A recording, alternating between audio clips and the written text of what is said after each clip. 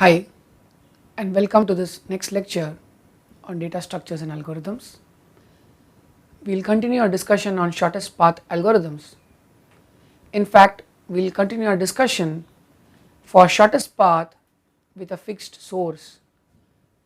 However, today we will discuss an algorithm that can deal with negative weighted edges. Recall that we discussed the Dijkstra's algorithm, which operates under the constraint that no edge weights are negative.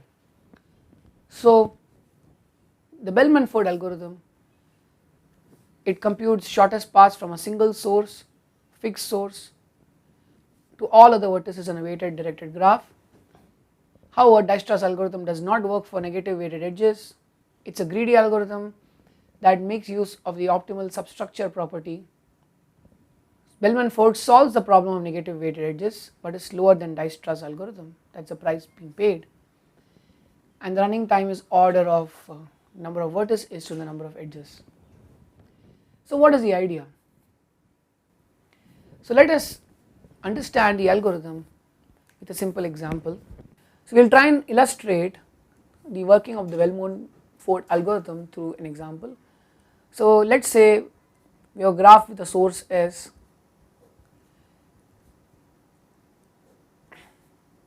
We will consider a purely directed graph.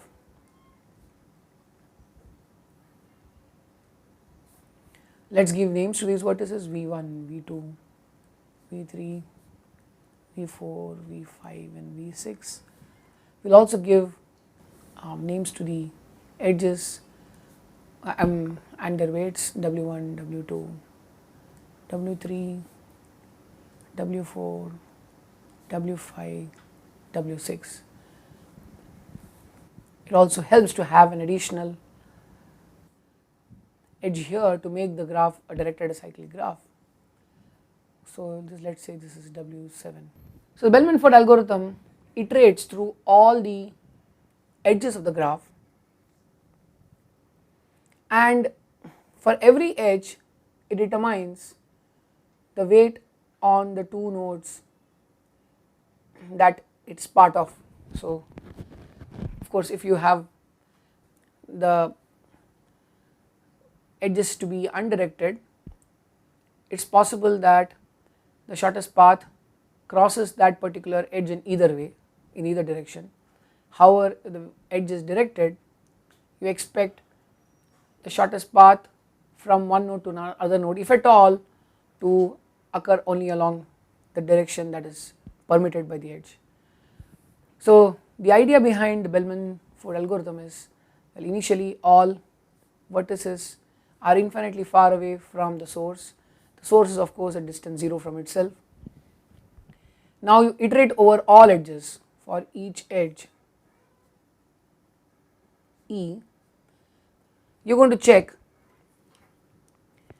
if, so let us say E is going from U to V. You will check if the distance, the shortest path distance to V, existing distance, is greater than or equal to the distance to U plus the weight on the edge UV. If this is the case, then you update dV to this new found shortest path, which says I am going to look at the shortest path to U and then append the edge UV to the shortest path to U. So this is the basic idea, and you are going to do this for every edge. How many times will you have to do? Well, when you start the iterations, initially you determine that for V1 and V4, or that is the edges W1 and W4, you are able to update the weights for V1 and V4 to say W1 and W4 respectively. However, for all the other vertices other than source, of course, in the first iteration over all the edges there is nothing to update. However, in a subsequent iteration you will also update the shortest path for V2, say, which is W1 plus W2, and that for V5, which is W4 plus W5. So you will have to iterate over all the edges number of times that equals the maximum number of hops to a node from S. So number of times to iterate over all the edges. What I mean by this is this iteration. This is the width of graph, which is max number of hops from the source node S to any vertex, say this, let us say V. Well, by the way, we do not need the V6, so I am just going to use V3. So this is going to be V3. So the complexity is basically number of edges into this maximum number of hops. But I will convince you that this maximum number of hops in the worst case actually happens to be number of vertices minus 1. I will construct an example to show this. So let us consider a simple linear graph. S goes to V1, goes to V2, goes to V3. So my first scan over the edges, I will be able to update V1. The second scan I will be able to update V2. The third will be V3. So there are 4 vertices and I need 3 scans over all the edges till I am able to reach V3 and update its shortest path. Because I can update the shortest path for V3 when the shortest path for its immediate neighbors are updated. Let us look at the actual algorithm. As pointed out, the first thing you do is iterate over all the vertices, set the depth of every vertex, the shortest path to depth to infinity. The predecessor for all the nodes is not set, but the predecessor for the source is null and the depth for the source is 0. And then, as suggested, we are going to iterate over all the edges, this inner loop, iterate over all the edges, and we are going to do that for a number of times that equals number of vertices minus 1. So recall that this is, in the worst case, the so called width of the graph.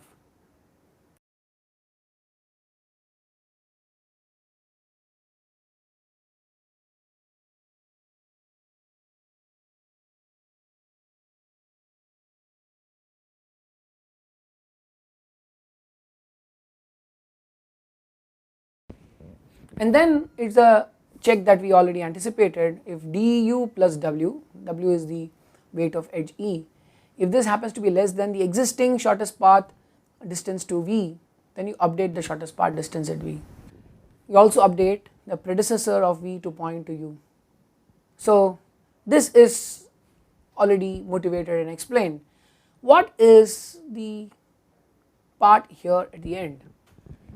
Well, so far we have assumed that our graph is a directed acyclic graph. What if the graph has cycles and is therefore not a directed acyclic graph?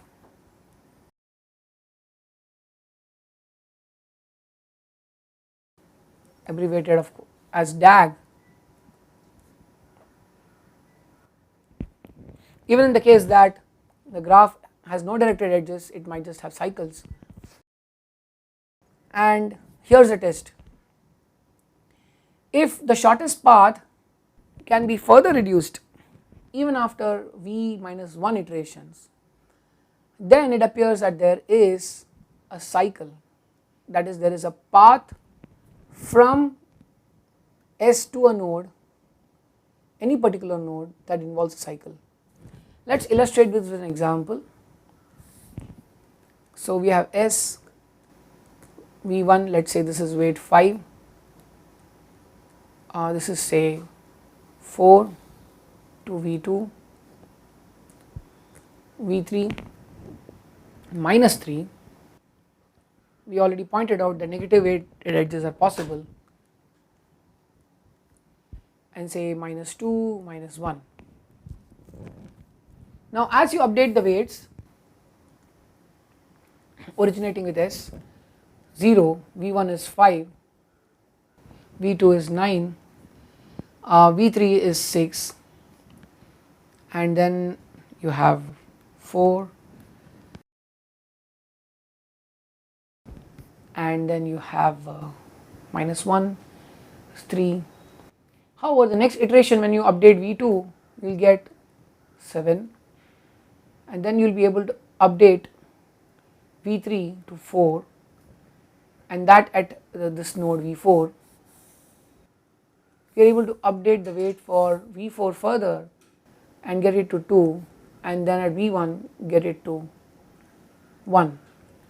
You could do this again, go over this, 1 plus 4 is 5, 5 minus 3 is 2, 2 minus 2 is 0, 0 minus 1 is minus 1, and so on. So just by going around this loop you can actually get very negative weighted paths from S to all of these nodes. So what is a characteristic here? Well, it turns out that this cycle itself has negative weight. What is the weight of all paths on the cycle? Minus 1 plus 4 plus minus 3 plus minus 2, the whole weight is basically minus 2. So the more you go around in this loop, the more you will be able to reduce the shortest path, and this you can do ad infinitum. So this is what we are checking. If after so many iterations, if you are still able to reduce the shortest path distance to any particular node, then you basically can't find the shortest path. So just return a false. So that is what we see here, returns false for negative weight cycle. Let us see this in action. We start with infinite weighted shortest path to all the nodes. In the first iteration over all the edges, we find that only the immediate neighbors of the source can be updated, and we have done that. Then again we look at all the edges, we are only able to update now the immediate neighbors of these nodes that were updated. So it turns out that B is also neighbor to A, and you are able to get shortest path to B through A. This is the latest. We continue our bookkeeping, find that the shortest path to C and D has been updated, C and E has been updated, and then to G, and it turns out that you can actually find another shortest path to G through C, and in fact this also lets you update shortest path to E through G. So let us analyze the Bellman shortest path algorithm. We look at two characteristics, one is its correctness and the other will be its complexity. So we prove the correctness of this algorithm by claiming the following loop invariant.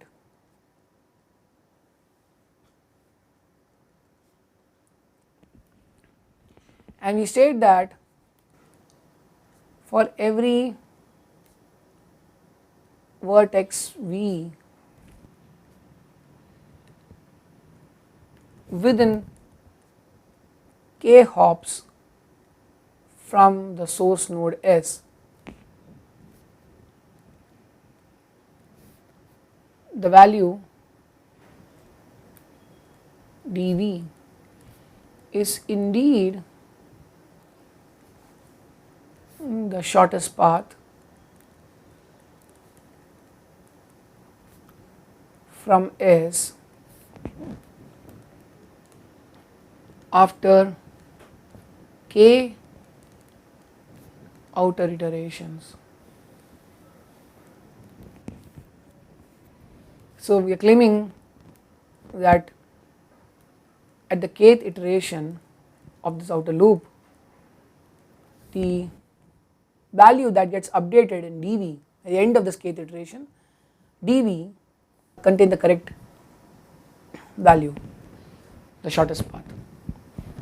And it is easy to show that at initialization this is correct, because the only node that is within 0 hops from the source itself, and indeed the depth of the shortest path of source is set to 0.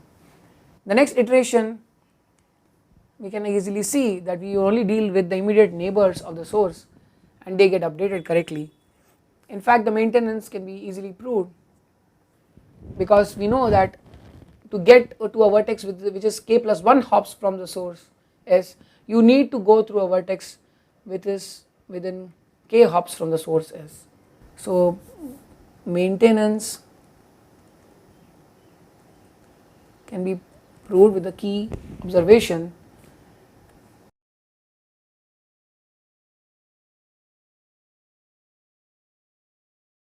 that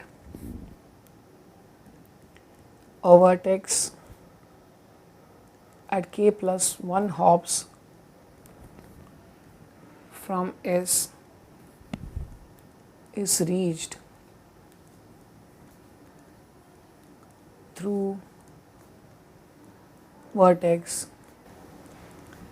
at k hops from S. And this can therefore extend even at termination.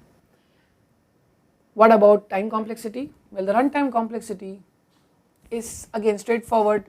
As we had anticipated, we are going to iterate over all the edges for a fixed outer iteration, and the number of outer iterations is basically the number of vertices, out of the number of vertices. We have actually split the cost here for each of the if blocks and the for loops and so on, but it is essentially number of edges into number of vertices. The final check is only order of number of edges, which is basically to check for negative edge cycles. So overall complexity is order of VE, this is the dominating term. Thank you.